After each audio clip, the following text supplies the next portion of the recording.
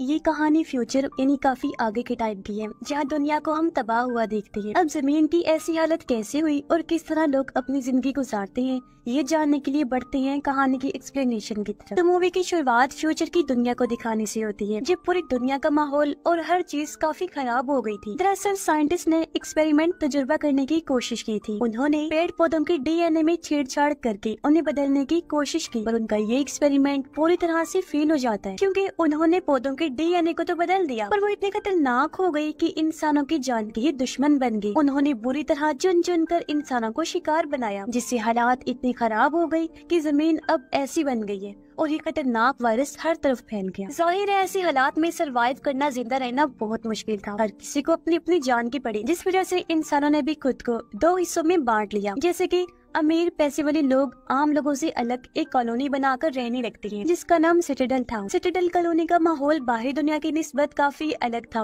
वो रहने लायक था और वहाँ किसी चीज की तंगी नहीं। वहाँ की जमीनें भी काफी अच्छी थी। साथ ही सिटाडेल के लोगों ने अपने बीजों को ऐसे बदल दिया था कि वो कुछ भी उगा सकते थे। मगर सिटाडेल के लोग बाहर के लोगों को बीज तभी दिया करते थे जब उन्हें उनके खून या ऑर्गन जिसके किसी हिस्से की जरूरत होती। खून और ऑर्गन के बदले बाहर वाले बेचारे लोगों को बीज हासिल करने पड़ते थे। मगर उन बीजों को भी सिटाडेल वालों ने इस तरह लॉक किया था कि बाहर के लोगों को बस एक ही तरह की फसल मिल सकती थी, और कुछ बीजों को तो अनलॉक करने के लिए कोड की जरूरत पड़ती थी, जिससे हम अंदाजा लगा लेते हैं कि ऐसे में बाहर के लोगों के लिए सरवाइव करना बहुत ही मुश्किल था। इसके बाद हम कहानी की मेन कैरेक्टर एक लड़की को देखते हैं, जिसका नाम वेस्पर था। ये जिसके नाम पर ये मूवी बनी है। वेस्पर बाहरी दुनिया में अपने पैरालाइज्ड डैड के साथ रहती थी। उसके डैड चल फिर नहीं सकते थे, उनकी हालत भी बहुत खराब थी। अब उसके डैड पहले सिटाडेल वालों के लिए ही काम करती थी और वही रहा करती थी, पर धीरे धीरे जब उसकी डैड पैरालाइज हुई तो सिटाडेल वालों ने उन्हें बाहर निकाल दिया। मदद के तौर पर उन्हें बस एक ड्रोन जैसा दिखने वाला रोबोट दिया, ताकि इसके जरिए वो किसी से मदद मांगने के लिए राब्ता कर सके। अब इस ड्रोन रोबोट में वेस्पर के डैड के दिमाग का कुछ हिस्सा डाल दिया गया था और उनका बाकी सारा जिस्म तो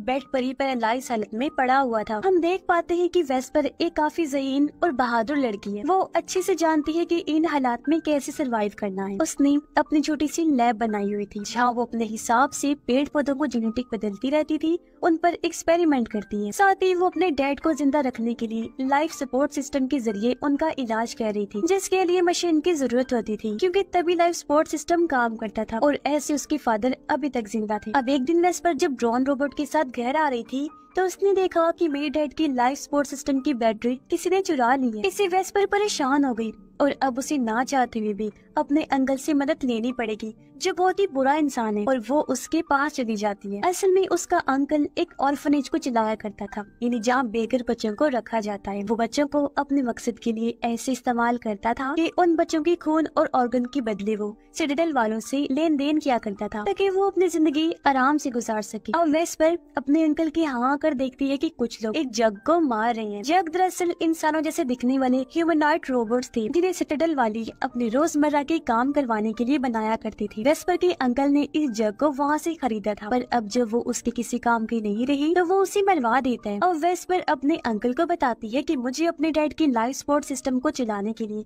बैटरी चाहिए, जिसके लिए वो अपना खून देने को भी तैयार हो जाती है। अब उसका अंकल खून तो ले लेता है, लेकिन बैटरी लेने के लिए उसे 2 दिन के बाद आने का टाइम देता है। वेस्पर कहती है कि 2 दिन तो बहुत ज्यादा होंगे, मेरे डैड नहीं रुक सकते। पर जब अंकल नहीं सुनता तो वो जबरदस्ती बैटरी चुरा कर भागने की कोशिश करती है, पर बेचारी ऐसा कर नहीं पाती और अंकल उसे पकड़ लेता है। वो फिर वेस्पर को वहाँ से बाहर निकाल देता है। अब थोड़ी देर बाद वेस्पर चुपके से अंदर घुस जाती है। उसे ऐसा करते हुए एक बच्चे ने देख लिया था, पर वो किसी को भी कुछ नहीं बताता। अब सबसे पहले वेस्पर यहाँ से बैटरीज चुराती है, जिसके बाद कई सारे बीज भी ले लेती है, जो उसके अंकल ने सिटाडेल वालों से ही लिए थे। जिसके बाद वो सीधा अपने घर भाग जाती है। अब ऐसे ही कुछ दिन के बाद वेस्पर देखती है कि सिटाडेल वालों के यहाँ से एक प्लेन उड़कर बाहर आया है, लेकिन वो कुछ दूरी के फासले पर ही तबाह हो जाता है। इसलिए वेस्पर फौरन उस तरफ भागती है, जहाँ उसे प्लेन के पास जख्मी हालत में एक औरत मिलती है, जिसका नाम कैमिला था। वो बेहोशी की हालत में थी। वेस्पर जल्दी से उसे सहारा देकर उठाती है और अपने साथ अपने घर ले आती है। वो कैमिला का इलाज करती है, उसकी मरहम पट्टी करती है, जिस वजह से कैमिला की तबीयत में सुधार आया और वो कल को ठीक से उठकर खड़ी हो जाती है। वो वेस्पर से कहती है कि मेरे साथ मेरे डैड, तुम जाकर उन्हें भी ढूंढो, क्योंकि हम सिटाडेल के रहने वाले हैं। तो तुम्हें और तुम्हारे डैड को भी अपने साथ वहाँ ले चलेंगे ताकि तुम अपनी जिंदगी ऐशो आराम से वहाँ पर गुजार सको। अब ये सुनकर वेस्पर फौरन ही उसके डैड को ढूंढने के लिए निकल जाती है। उसने कैमिला के डैड को देख ही लिया था, लेकिन वेस्पर के उनके पास पहुँचने से पहले उसका अंकल उनके पास पहुँच जाता है। वेस्पर के अंकल ने पहचान लिया था कि ये आदमी सिटाडेल से आया है। वो उनके पास स्कार्फ भी देख लेता है तो उसे पता चल गया कि इस आदमी के साथ यहाँ कोई औरत भी है, जिसके बारे में वेस्पर का अंकल पूछता है, लेकिन उसके डैड अपनी बेटी कैमिला के बारे में उसे कुछ नहीं बताते। इसी वजह से वो उन्हें मारने की कोशिश करने लगता है। जो देखकर फौरन वेस्पर भागकर आई उन्हें बचाने की कोशिश करती है, कामयाब नहीं हो पाती क्योंकि उसके अंकल ने कैमिला के डैड को मार दिया था और वेस्पर को भी वो साइड में धक्का दे देता है। अब ये देखकर वेस्पर फैसला करती है कि मैं कैमिला को उसके डैड की मौत के बारे में कुछ नहीं बताऊंगी क्योंकि वो ये दुख बर्दाश्त नहीं कर पाएगी। इसलिए घर आकर वो कैमिला से झूठ बोल देती है कि मैंने तुम्हारे डैड को बहुत ढूंढा लेकिन वो कहीं भी नहीं मिले, इसलिए कल मैं उन्हें फिर ढूंढने जाऊंगी। यहाँ कैमिला वेस्पर से उसकी मॉम के बारे में पूछती है कि वो कहाँ है। तब वेस्पर बताती है कि मेरी मॉम को भी ये खतरनाक वायरस लग गया था पर अभी तक इसका कोई इलाज नहीं बन पाया, इसीलिए वो हमें छोड़कर एक बागी ग्रुप के पास चलेंगे ताकि हमें ये वायरस न लग जाए क्योंकि उस ग्रुप में जितने भी लोग हैं वो सब भी वायरस से इन्फेक्टेड है। उस बागी ग्रुप का नाम पिलग्रिम्स होता है। पिलग्रिम्स के लोग अपनी अलग दुनिया बसा कर रहते हैं और उन्हें बाकी किसी से भी कोई मतलब नहीं होता और वो हर चीज यहाँ तक कि कबाड़ को भी जमा करती रहती थी। अब टाइम के साथ साथ वेस्पर और कैमिला के बीच माँ और बेटी जैसा रिश्ता बनने लगता है। वेस्पर उसे अपनी लैब भी दिखाती है जहाँ उसने जेनेटिक बदलाव किए हुए पौधे भी उगा रखे थे जो अब काफी बड़ी हो गई थी, जिन्हें देखकर कैमिला काफी हैरान भी हुई, साथ ही उसकी जहानत से वो काफी मुतासिर भी होती है। अब एक दिन वेस्पर फैसला करती है कि मुझे कैमिला को उसके डैड की मौत के बारे में बता देना चाहिए, इसलिए वो कैमिला को उनकी लाश के पास लेकर आई, जिन्हें मरा हुआ देखकर वो काफी टूट गई, फूट फूट कर रोने लगती है। तब वेस्पर बड़ी मुश्किल से उसे संभालती है, जिस दौरान वो कैमिला की गर्दन पर एक अजीब सा निशान देखती है। वेस्पर इस बारे में जब उसे पूछती है तो कैमिला ये राज खोलती है कि मैं असल में एक जग हूँ जिसे सिटाडेल में बनाया गया था और जिस आदमी ने मुझे बनाया था मैं उसे अपना फादर कहा करती थी, इसलिए उनकी मौत से मुझे इतना दुख पहुंचा। अब कैमिला बाकी जग की निस्बत काफी होशियार और एक्टिव जग थी, साथ ही उसके अंदर इंसानों जैसे इमोशंस जज्बात भी थे, इसलिए सिटाडेल वाले उसे मारना चाहते थे। उसे बचाने के लिए उस दिन कैमिला के डैड प्लेन के जरिए सिटाडेल से भाग रहे थे, लेकिन बीच रास्ते में उनका प्लेन तबाह हो गया, इस वजह से वो ज्यादा दूर तक नहीं जा पाए थे। कैमिला वेस्पर से कहती है कि मुझे एक और बात के लिए माफ करना, मैंने तुमसे झूठ बोला था कि हम तुम्हें और तुम्हारे डैड को सिटाडेल लेकर जाएंगे। अब जाहिर है हम वहाँ से भाग गए थे तो वापस जाने का तो सवाल ही पैदा नहीं होता था, मैं तो सिर्फ इसलिए कह रही थी ताकि तुम डैड को ढूंढ लो। ये सुनकर वेस्पर को काफी बुरा लगता है, वो कैमिला से नाराज होकर उस पर काफी गुस्सा करती है कि तुमने मेरा दिल तोड़ा है क्योंकि उस बात के बाद मैंने तुम्हें आखिरी उम्मीद समझना शुरू कर दिया। घर आने के बाद वेस्पर के डैड ड्रोन रोबोट के जरिए वेस्पर से बात करती है और उसे समझाते हैं कि बेटा तुम्हें कैमिला को माफ कर देना चाहिए क्योंकि वो इस टाइम काफी दुखी है, टूटी हुई है। तब अपने डैड की बात मानकर वेस्पर उसे माफ कर देती है और उसके साथ बात करने लगती है। अब एक दिन वेस्पर को याद आया कि क्योंकि कैमिला भी सिटाडेल से आई है तो हो सकता है कि इसके खून, डीएनए और सेल से लॉक हुई बीजों को अनलॉक किया जा सके, लॉक्स को तोड़ा जा सके जिससे बीज इस्तेमाल के काबिल बन जाएंगे। वेस्पर ऐसा करती भी है लेकिन कोई फायदा नहीं होता, जिस वजह से वेस्पर मायूस और परेशान हो जाती है। उसे परेशान देखकर कैमिला एक म्यूजिक बजाती है जो उसे उसके डैड ने सिखाया था, तो उनके बचते ही कैमिला की सेल की मदद से वो बीज अपने आप ही अनलॉक हो जाते हैं। यानी इसका मतलब था कि इस धुन में बीजों को अनलॉक करने का कोड था और इसी वजह से कैमिला के डैड ने उसे म्यूजिक सिखाया था। वेस्पर ये सोचकर काफी खुश होती है कि अब इन बीजों की मदद से जितने चाहे और जो चाहे वो फसल उगा सकती है, जिससे हम भी अपनी जिंदगी ऐशो आराम से गुजार सकते हैं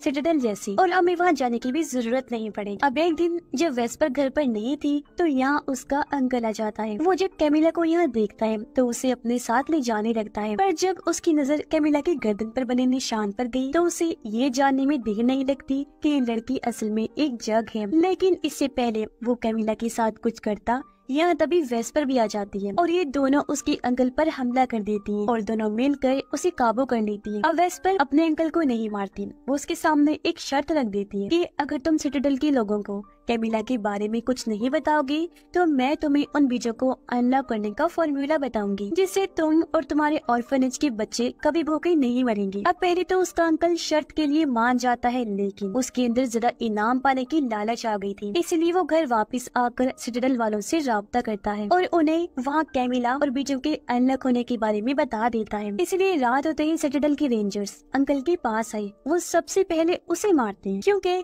वो नहीं चाहते थे कि हमारे बीजों के बारे में किसी को कुछ भी पता चले। जिसके बाद वो वेस्पर के घर की तरफ बढ़ते हैं। उनके आने की खबर वेस्पर और कैमिला को भी हो गई, इसलिए कैमिला फैसला करती है कि मैं खुद को रेंजर्स के हवाले कर दूंगी, जिससे होगा ये कि वो लोग वेस्पर को छोड़ देंगे और मेरे साथ जो उनका दिल चाहे वो कर लेंगे। जिस पर वेस्पर के डैड दोनों को कहते हैं कि वो लोग तो वैसे भी वेस्पर को मार ही देंगे, उसे छोड़ेंगे नहीं, क्योंकि अब उसके पास बीजों को अनलॉक करने का कोड जो आ गया है। इसीलिए तुम दोनों को यहाँ से भाग जाना चाहिए, ताकि जब रेंजर्स यहाँ आए तो तुम्हें ना पाकर वो वापस चले जाएं। इसलिए दोनों ऐसे ही करती हैं और कुछ चीजें लेकर वहाँ से भाग जाती हैं। उधर जैसे ही रेंजर्स वेस्पर के घर में आए, वैसे ही उसके डैड अपने ड्रोन का सेल्फ डिस्ट्रक्टिव सिस्टम ऑन कर देते हैं, यानी बॉम्ब के साथ खुद को उड़ा देने वाला सिस्टम, जिससे वहाँ पर काफी बड़ा ब्लास्ट हो जाता है। और होता ये है कि वेस्पर के डैड समेत ही कई सारे रेंजर्स मारे जाते हैं। ये सब कुछ वो दोनों भी दूर से देख रही थी। अपने डैड की मौत से वेस्पर आउट ऑफ कंट्रोल हो जाती है, वो पूरी तरह टूट गई। तब कैमिला बड़ी मुश्किल से उसे संभालती है, बिल्कुल वैसे ही जैसे वेस्पर ने उसे संभाला था। लेकिन कुछ रेंजर्स जो बच गए थे इनका पीछे करने लगते, क्योंकि उन्होंने दोनों को देख लिया था, जिस वजह से उन्हें वहाँ से भागना पड़ता है। अब ये लोग जहरीले पौधों के बीच में आ गए थे। इनके पीछे रेंजर्स भी थे, और क्योंकि कैमिला को इन जहरीले पौधों के बारे में पता था, इसलिए वो दो रेंजर्स को यहाँ फंसा कर मार देती है। जिसके बाद इन्हें दो और प्लेन्स के आने की आवाज सुनाई दी, यानी कि इतनी आसानी से वो कैमिला की जान छोड़ने वाले नहीं थे। ये बात कैमिला को भी पता चल चुकी थी, इसलिए वो फैसला करती है कि अब मैं खुद को रेंजर्स के हवाले कर दूंगी, ताकि वेस्पर उन बीजों के साथ आसानी से यहाँ से निकल सके। पर वेस्पर उसे ऐसा करने से रोक रही थी, लेकिन कैमिला ने तो फैसला कर लिया था जाने का। अब कैमिला के पास किसी को भी सुनाने की ताकत थी, जिस ताकत से वो वेस्पर को भी गहरी नींद में सुला देती है। और अगली सुबह जब वेस्पर की आँख खुली, वो देखती है कि कैमिला यहाँ पर नहीं है, जिसका मतलब साफ था कि वो रेंजर्स के साथ सिटाडेल वापस जा चुकी है। और वेस्पर भी अपने घर आती है, जहाँ सब कुछ तबाह बर्बाद हो चुका था। वो अपने घर की जमीन में कुछ बीज गाड़ देती है ताकि यहाँ फसल उग सके। तभी उसके पास कुछ बच्चे आ जाते हैं, जो दरअसल उसके अंकल के ऑर्फनेज के बच्चे थे। अब उन बच्चों को लेकर वेस्पर पिलग्रिम्स यानी बागी ग्रुप के पीछे जाती है, ताकि उन्हें कोई मदद मिल सके। जहाँ आकर वो देखती है कि पिलग्रिम्स ने कबाड़ इकट्ठा करके एक काफी बड़ी टावर जैसी बिल्डिंग बनाई हुई है, जिसके ऊपर वेस्पर चढ़ के उसके बिल्कुल ऊपर आ जाती है। और उसके पास जो बीज थे वो उन्हें हवा में फेंककर चारों तरफ फैला देती है, जिसका मतलब था कि आने वाले वक्त में यहाँ चारों तरफ इस तरह की फसलें उग जाएंगी जिसे इंसान खा सकते हैं, जिससे सब ठीक हो जाएगा और जिंदगी जीने के लायक बन जाए एक बार फिर से। और इसी उम्मीद के साथ ही ये फिल्म, ये कहानी भी इधर ही खत्म हो जाती है।